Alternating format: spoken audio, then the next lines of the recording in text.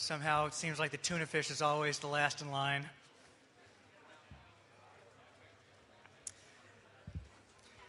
So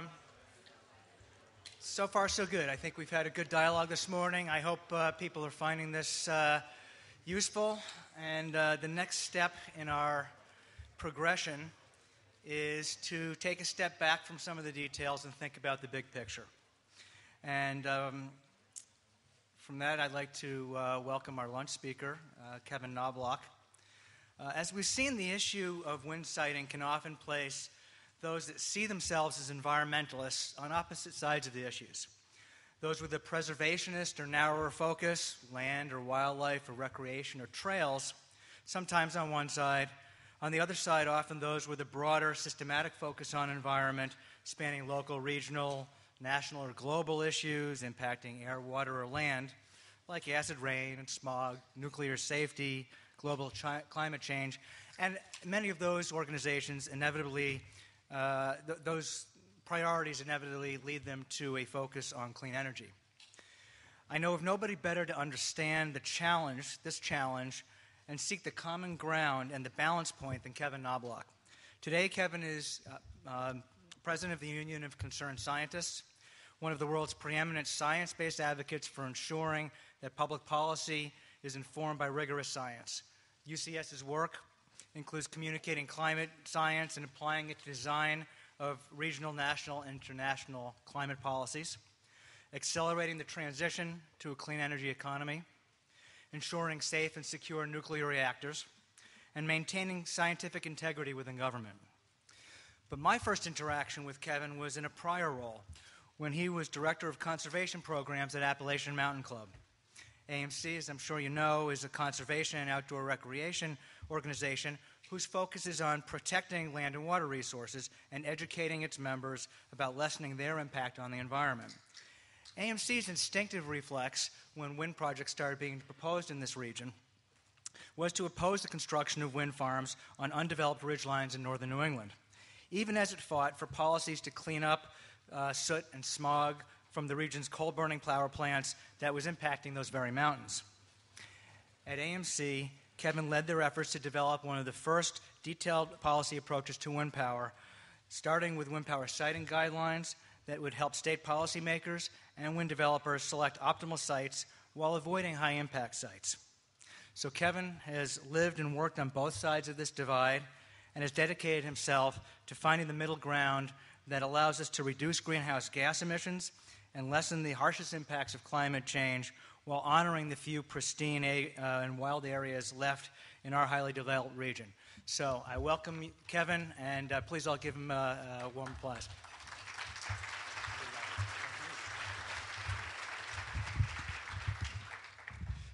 Thank you so much, Bob, and it's a great delight to be with all of you today. It's a very impressive assemblage of very smart and committed people. I was excited to be invited by Bob because there are, I don't know if there's anyone more astute and smart as an analyst on renewable energy and energy writ large in this country. And you know that both from the work that he does and the team he has assembled. Deb Donovan raises the game of any team that she is on, and she used to be on the UCS team. And there are a number of other terrific colleagues and friends here. Alan Nogi, one of the pioneers of the renewable electricity standard at UCS for so many years. I saw Warren Leon someplace, but haven't had a chance to say hello. It's just really lovely to be here. And Bob, thank you for that great introduction, because it made me think that finding common ground, you can't find common ground without conflict, without going through conflict. And some of the best advice I ever got about conflict was that before you criticize someone, walk a mile in his shoes. That way, when he gets mad at you, you'll be a mile away, and you'll be wearing his shoes. Well, my task is to tolerate the ambient noise of eating. Ken lent me the ultrasonic sound so I can mask that up. No, please do eat. My task is to set the context for the day, the bigger context. And I want to start by asking what's wrong with our energy picture. And there's a lot that we can be critical about, but I think the two largest things are climate change and coal. And they're obviously related. The burning of fossil fuels, the burning of coal is a primary driver of climate change. I'm going to not spend the time talking about the science of climate change. I think this is a well-informed room.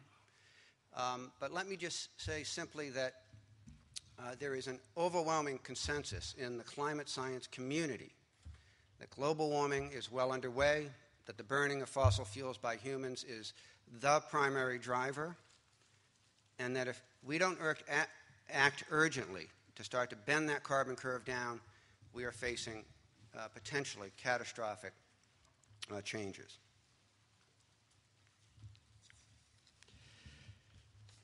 One of the more powerful visuals that we've come up with is our migrating states map. And if you haven't seen that, I would recommend going to our website and checking out our climate impacts assessments, particularly for the Northeast.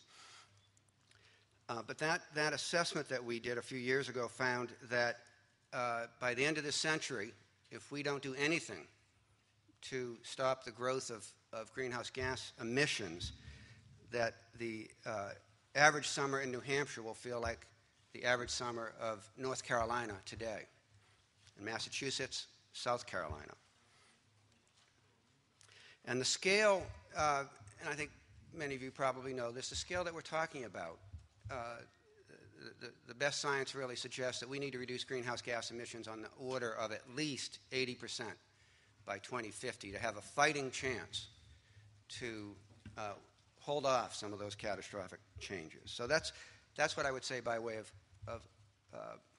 high-level opener on climate change. Coal, I do want to say a few things about coal, even though we're only dependent on coal for about 8% of our power generation in New England. It's 25% in Massachusetts. It's 45% nationally. But that 8% matters. And the impacts, and one of the previous panelists and one of the last questions referred to this, include sickness and premature death, particularly from heart and lung disease, millions of tons of dangerous ash and other solid waste dumped in massive impoundments that can suddenly rupture, as we saw in Kingston, Tennessee in 2008, emissions of toxic chemicals such as arsenic, cadmium, lead, and particularly mercury, a potential neurotoxin and a threat to the brain development of fetuses and young children. Impairment of local waterways caused by the release of pollutants or the withdrawal of large volumes of water to cool coal-fired power plants. Damage to forest and aquatic ecosystems from emissions that contribute to acid rain. And coal extractions cause deadly mining accidents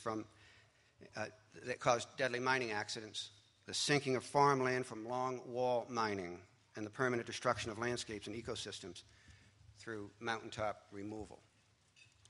The Harvard School of Public Health found that the total cost of damage caused by coal, from mining to burning to waste disposal, approaches $523 billion annually in human health and ecological damage, which would add as much as 27 cents per kilowatt hour to coal's cost if plant owners had to pay for that damage, making it far more expensive than wind. And the regional economics of coal are not favorable. We must import all of the coal that we burn in New England from other states and other countries. In 2008, the New England states spent $533 million to import coal. More than 70% of those import dollars went to Colombia, Venezuela, and as far away as Indonesia. And the more dollars we're spending overseas, or out of our region, of course, the fewer dollars we're investing in jobs at home. So even at just under 10% of our electricity mix, we here in New England own responsibility for contributing to these harms. And because of these big issues with our energy structure here, climate change and coal, I would argue to you that our collective task is to aggressively transition to a clean energy economy. And many of the best near-term opportunities to do this are in the electric sector. Any discussion of electricity choices should start with energy efficiency, figuring out how to make every electron do more work and keep our lights and laptops running with less dependence on the burning of fossil fuels. Maximizing energy efficiency is an appealing strategy because it can yield quick, significant, and sustained energy savings. If we think of energy efficiency as a resource, it is an abundant one and one right available to us at hand. A 2007 analysis by McKinsey & Company found that measures and technologies that provide positive economic returns could provide nearly 40% of the cuts in carbon emissions required by the McKinsey mid-range case. Of these cost-effective solutions, nearly 60% stem directly from energy efficiency gains in industry and buildings. A 2009 analysis by the Union of Concerned Scientists found that policies that promote energy efficiency can reduce U.S. energy consumption by 29% by the year 2030, or an average of 1.3% per year. By 2030, energy efficiency measures such as advanced buildings and industrial processes and high-efficiency appliances, lighting, and motors reduce demand for electricity by 35% compared to a business-as-usual approach. New England states are leading by example in the realm of efficiency. Programs in Vermont reduced electricity use by more than 2.6% in 2008 and have averaged reductions of more than 1.3% since 2003. Massachusetts now requires electric and gas utilities to acquire all cost-effective energy efficiency as a first priority resource and has set an annual electricity savings target of 2.4% by 2012. But of course, we still have to generate electricity. We need to evaluate our options with a clear focus on actual or potential impacts and on affordability. Right now, today, we primarily use coal, nuclear, and natural gas. You might guess that from my earlier comments that my sense is that we have to stop burning coal altogether. It is far too costly of a fuel. The decision to shut down the Salem Harbor plant on the North Shore here in Massachusetts by 2014 is a solid down payment. Well, in terms of nuclear, which is very much on our minds, at UCS we have long been concerned about issues of safety and risk as it relates to operating reactors.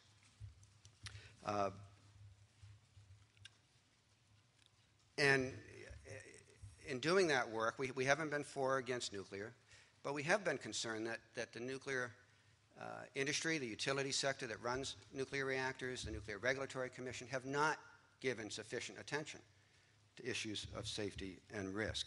It should not take a tsunami to make clear that nuclear energy has a fundamentally different risk profile than virtually any other energy source, including fossil fuels. At the same time, the enormous problem of climate change causes me to wish that nuclear power could contribute a significant share of greenhouse gas emissions, a significant share of that 80% reduction that we have to come up with. The key words here are safely and affordably, because that's the only way that nuclear will go forward. And I'm afraid that it's increasingly clear that the nuclear industry, even with massive public subsidies, may be able to do one of those things, safely or affordable, but not two. On the affordability side, we have some recent analysis of the lifetime subsidies in nuclear energy that found that in some cases the public subsidies for nuclear plants operating today total up to more than the value of the electricity that those nuclear reactors produce and have produced over time. On the safety side, post-Fukushima, of course, we have deep concerns about the safety of storing spent fuel rods on site, around evacuation plans, around fire protection, around electrical power contingency plans, around the very reactor designs themselves and the choices that are made in terms of reactor design and management. I wish it were different, as I say. But for our purposes today, I want to argue that it's reasonable to conclude that an expansion of nuclear energy will not be competing with wind power and other renewables in the near to midterm as the answer to our region's growing demand for low-carbon energy. Natural gas is playing an increasing role in our region, and I think on balance that's a positive development, at least as a bridge fuel toward a zero-carbon future.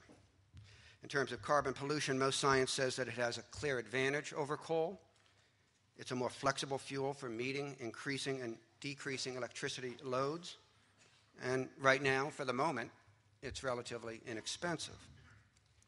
But the natural gas industry has a high responsibility to lessen the impacts of its exploration, drilling, and distribution technologies.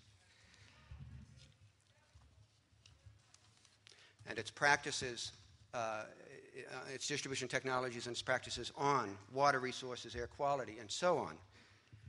And I've really been disappointed to see the lack of transparency and commitment from significant parts of the natural gas sector. They have a chance to take advantage of the extensive new discoveries of natural gas in the Marcellus Shale and elsewhere, and to do it right, and to build trust and understanding with the public and with landowners, with communities, and it's really disappointing to see them fall down on the job. So, what about renewables? Well, solar has excellent potential, and some states are moving ahead quickly to realize that. California and New Jersey are exhibits A and B, and states like Massachusetts have been making terrific strides at building the market and the business infrastructure to supply solar energy. The game-changing price reductions in solar, with prices falling 21% in the last year alone, show that solar can be a serious contributor to our region. Technological advances and economies of scale in manufacturing and in installation are making solar a more viable solution in the near term. The day when solar on our roofs will give us electricity at the same cost as our utilities is closer than ever. In fact, one General Electric executive recently made the bullish prediction that solar photovoltaics will be cheaper than coal and other fossil fuels by as soon as 2016. There's an array of other renewable choices, as you know.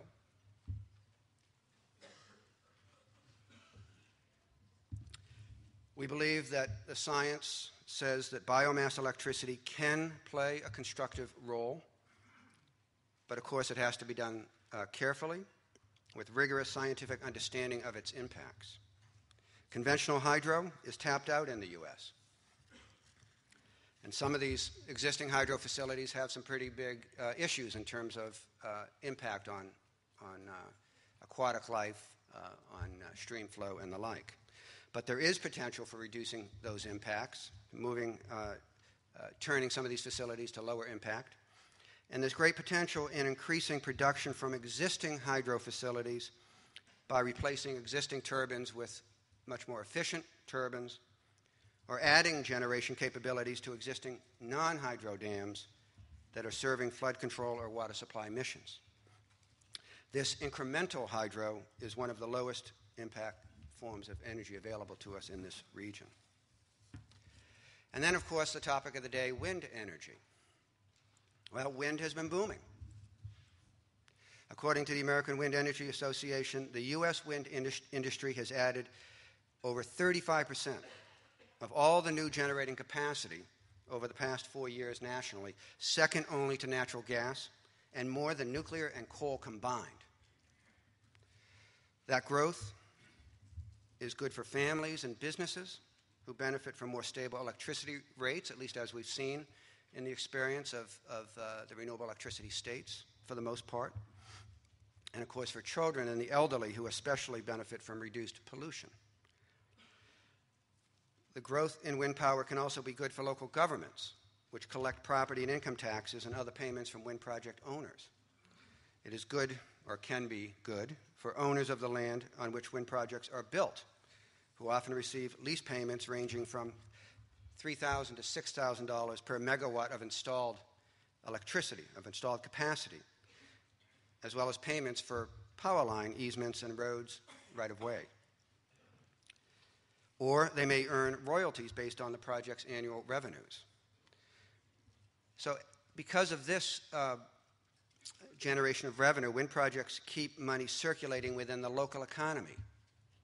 And in New England, wind production reduces the need to spend money on coal and natural gas imports, which sends money out of your state and your region. The wind industry has also proven to be a job creator, employing 75,000 full-time workers nationally at the end of 2010, up from 35,000 just 3 years earlier. This includes more than 18,000 jobs in manufacturing and many others in project development, construction, operations, maintenance, and financial, legal, and consulting services. I think some of those jobs are in this room. The opportunity for continued job growth in manufacturing is substantial. A single large wind turbine, a single large-scale wind turbine contains more than 8,000 parts, ranging from the many small mechanical, structural, and electrical pieces to the much larger components such as blades, towers, and gearboxes. And a growing percentage of this equipment is being built domestically. Between 2005 and 2009, the domestic content of U.S. deployed wind turbines doubled from 25% to 50%. And those parts come from 400 wind-related manufacturing facilities across the country. And this is no accident. As increased number of states have added renewable electricity standards, companies have felt confident to move into those states because of an assured, or at least a promising, demand for their product. That number is poised to grow if we adopt and strengthen policies that encourage American innovation and local investment in design and manufacturing and smart project development. And such smart policies have been and are a major driver for wind energy development, as I was just suggesting. For more than a decade now, state renewable electricity standards have helped to tell the market that we value clean energy and have driven wind development in the 29 states that have renewable electricity standards, which spread across almost every region in the country. Other policies, of course, like tax credits, financial incentives, are key to this puzzle and were particularly helpful in helping the renewable industry, the wind industry, get through this great recession. So what I'm trying to say here is, simply put, policies matter. It's no accident that the hybrid electric car came out of Japan, or that advanced diesel flourished in Europe, or that Portugal and Spain and Germany are leading the world in renewables today, because those governments designed and deployed and implemented policies that had strong goals in mind, driven by air pollution concerns, climate change concerns. 5 of the 6 New England states already have renewable electricity standards in place. And among the strongest is here in Massachusetts, where in 2008, the legislature adopted the Green Communities Act.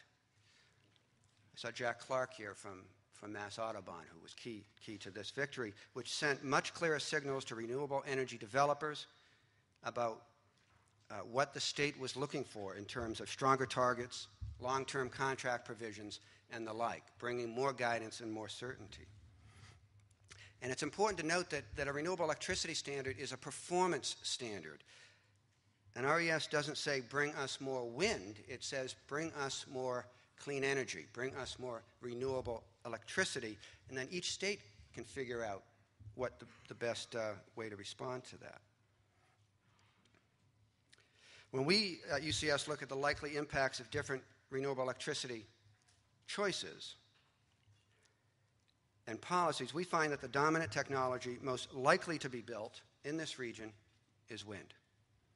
That's based on costs and what kind of renewable energy resources are available, even when one excludes, as we do in our analyses, areas that might have good wind resources but are inappropriate to build an industrial structure because of ecological and other impacts. And why is this? We find this is the case because wind as a technology is farther along than the other renewable choices. Technological advances and growing economies of scale have driven down wind costs by about 80% over the last 3 decades. Even though U.S. wind turbine prices began to increase in 2005 due to rising global demand, higher materials costs, and a weak dollar. Still, the Department of Energy has found that wind power was roughly competitive with wholesale power between the years 2003 and 2009. Over the last several years, wind and natural gas have been the most cost-competitive sources of new power generation, and when natural gas prices spiked to near record levels in 2008, wind power was often the cheapest available option when it sited at optimal locations, terrific wind resource spots. By 2010, increased supplies and low energy demand caused by the recession shifted the economic advantage back toward natural gas. But as our nation's economy recovers, the cost of wind turbines is once again declining. I want to emphasize the role of sound science in making sound energy decisions. At UCS, we believe that sound science, rigorous scientific analysis and understanding leads to good information, which leads to good decisions. That means analyzing the likely environmental and economic costs and benefits in a straightforward and transparent way. And I was saying to Bob, watching that last panel, I was so struck by how far we've come in terms of the sophistication of our science and our analysis compared to only 10, 15 years ago when a wind developer might just, without talking to anybody, buy a ridge line and say, I'm going to go there. It's really striking. So this analysis includes understanding the potential harms, as you've seen, such as direct and indirect impacts on birds and bats, habitat fragmentation, as well as the sound, visual, and development effects on another major species in our ecosystem, we humans. And then weighing the technical and management options for lessening those impacts through avoiding, minimizing, and mitigating. And then after we do all that, we have to consider those costs and benefits in the context of our overall energy choices. And when we do that, some wind projects will be clear winners, some less so, and some probably should not go forward. This need for sound science for good decision-making is why UCS in 2008 joined other major national environmental groups and leading wind developers and manufacturers in launching the American Wind Wildlife Institute. I'm very proud that UCS was the first nonprofit organization to decide to join because we recognize the tremendous value in addressing these issues head on. The Institute's mission is to facilitate timely and responsible development of wind energy while protecting wildlife and wildlife habitat. Our purpose is to help lay the scientific groundwork and the best practices for wind farm siting and operations through targeted initiatives like wind wildlife research, landscape assessment, mitigation, and education. And as one example, the organization has funded the development of mapping tools that allow a wind developer to see upfront and clearly what wildlife issues are likely to be present in an area that they are considering for their site. I'd like to close by leaving you with a bold assertion. And my assertion is that we should have, in New England, as a mid to long-term regional goal, the production of as close to 100% of our energy use locally, in region. Now, I can make a comprehensive case for you. for the wisdom of such a goal, as ambitious as it is, such as the fact that we have to import all of the coal, uranium ore, and natural gas that our region's electricity supply depends upon, leaving us vulnerable to price spikes, supply disruptions, and so on. But the most compelling reason I'm going to offer to you is a concept called the illusion of preservation. In a 2002 paper called The Illusion of Preservation, a global environmental argument for the local production of natural resources, the authors, Mary Burlick, David Kittredge, and David Foster, argued, and I quote, although citizens of affluent countries who import energy fuels from developing nations may imagine that preservationist domestic policies are conserving resources and protecting nature in those countries, heavy consumption rates necessitate resource extraction elsewhere and oftentimes under weak environmental oversight.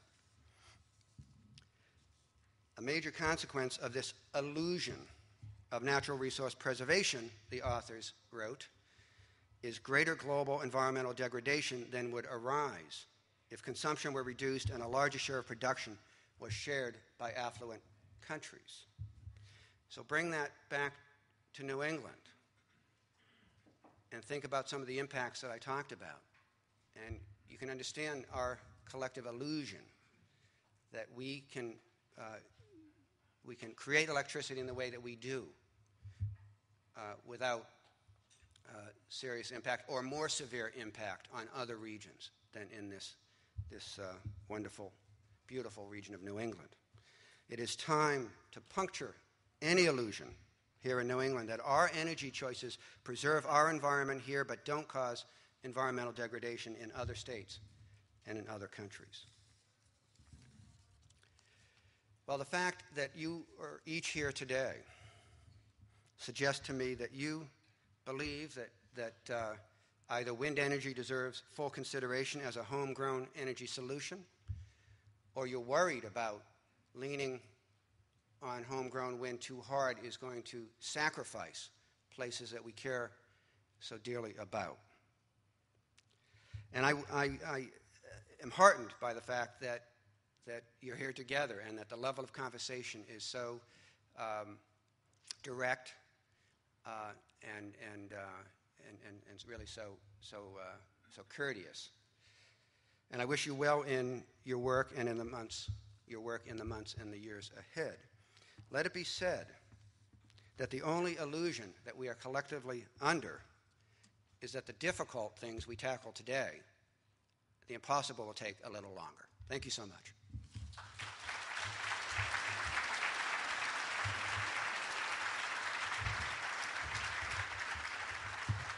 Thank you, Kevin.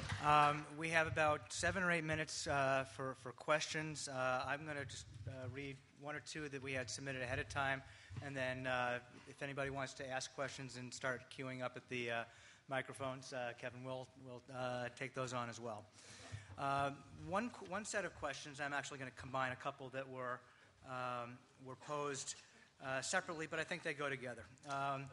So you mentioned earlier that the progress that's being made with solar power, and there are a variety of different forecasts that have solar becoming much more economic in the fairly near term, and that's something that many people feel works locally, doesn't have the negative impacts associated with large wind development. We've heard other speakers here today talk about the deployment of smaller scale wind turbines, going for 100 kilowatts rather than 2 megawatts scale. And so I guess the question that was posed are, given those opportunities, is our technology focus wrong, and if not, why not? Thank you, Bob. I think the answer lies in the scale of our task. To so deeply reduce greenhouse gas emissions in a matter of a few decades is almost going to require all of the above, particularly pressure on renewables and efficiency, and we haven't talked about conservation, but those big three leading the way. New England is beautifully situated for dispersed solar and wind, and we ought to develop that as aggressively as we can and some, some states are starting to put some terrific incentives. Some utilities are putting some great incentives in place for both solar and wind, geothermal. So we really need to do that very aggressively, but there's just no way to get to the goal without smartly sited industrial scale renewable energy.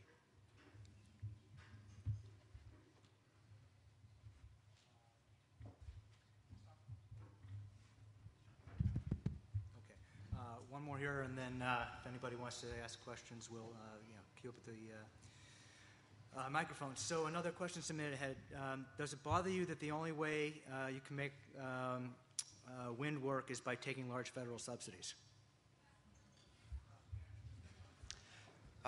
It doesn't, because it does not bother me to take, I'm not sure I would characterize them as large federal subsidies if you compare them to subsidies for nuclear and oil and coal, particularly lifetime subsidies.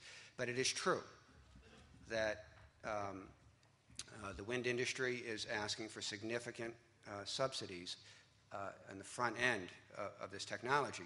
Our sense at UCS is that over time you want to wean off those subsidies, that a mature technology should be able to make it in the marketplace, but particularly given with the way that our system is torqued in favor of certain technologies, makes it a lot harder for newer technologies to come into the space.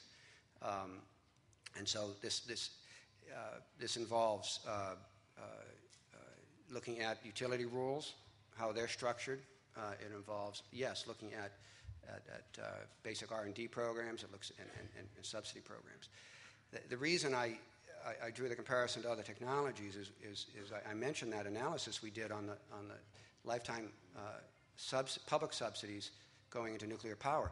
Not every that has gone into nuclear power its lifetime. Not every subsidy is a cash subsidy, like a de facto production tax credit. In the case of nuclear, there's of course indemnification from catastrophic accidents, the Price-Anderson Act. There are loan guarantees for new construction.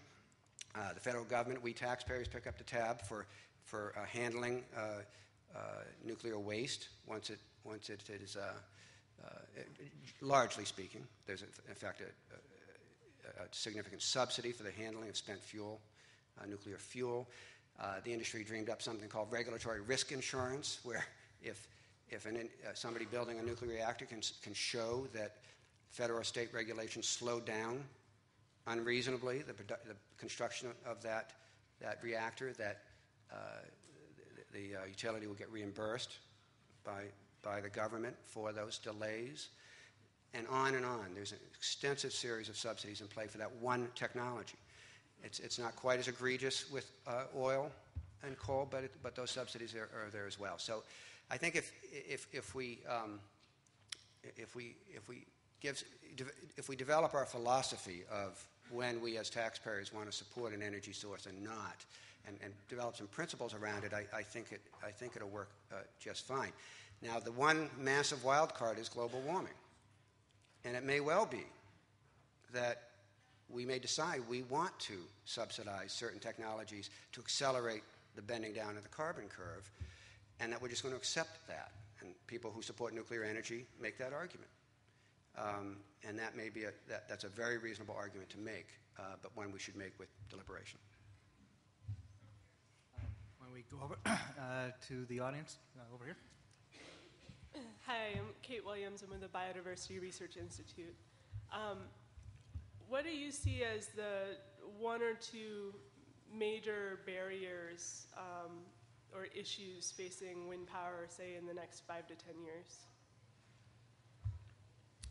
I think in New England, the biggest barrier is the fact that the best wind sites tend to be among our most treasured spots, right? Undeveloped ridgelines, northern New England, offshore, off our beautiful coasts. And I mean, if you look at the other metrics of wind in terms of the advancement of the technology, costs coming down, the development of the industry, policies, being smartly designed and then improved upon. Half of those 29 state RESs have been strengthened, and for the most part strengthened by their legislatures, by their governors over time. A lot is going well for wind, but I think in New England it is the fact that it's a highly populated, developed region. There are so few spots left in our region that don't have the imprint of human development. And that's something that's near and dear to my heart and something we have to really, really look out for. And I'm heartened by, again, the level of sophistication of the tools we have to lessen visual, wildlife impacts, sound impacts, and so on. To me, it's a choice between putting wind in some places that we might not prefer and burning coal in places like Salem Harbor, Brayton Point, the Cape Cod coal plant that's producing extraordinary damage in human lives and human health. All right, I think we have time for maybe one more question. Suzanne, I think, sorry, Steve, and then we're going to need to move on. So, Suzanne Sayer, I have a question. I'm from the oil. I was from the oil industry, and I looked at the Macondo well that blew out. That everybody else knows as the BP well.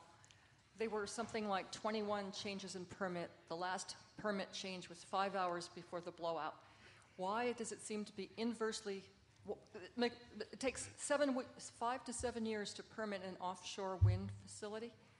Why is it an inverse risk to benefit analysis? Boy, it's a great question. It's a really great question. And I've wondered a lot about this. It seems like in the context of the Congress and Republican politics, Democratic politics, conservative, liberal politics, that somehow renewables have taken on an ideological edge. And so you've got your fossil fuel defenders who will fight to the death, and then you've got your renewable defenders, and they're breaking down along these ideological lines at one cut at it, which makes no sense at all. You know, the people who are pouring the concrete and trucking the wind turbine to the site are the same, truckers and concrete pourers that are involved in building, building an offshore well or a nuclear plant. It's real jobs, but it's far lower impact energy. And so you're referring to what I was alluding to earlier, that we have to break out of this sense. Why nuclear reactors aren't safer has everything to do with the regulators not being willing to enforce their own rules. And I think the case in the Gulf is probably a similar case. So we're an advanced society. We have pretty strong rules across these technologies. We need to enforce them vigorously. And as one of the earlier panelists said, in a way, we're raising the bar so high on wind that in some instances it's higher than on other technologies. And we're all about leveling the playing field. Thank you so much.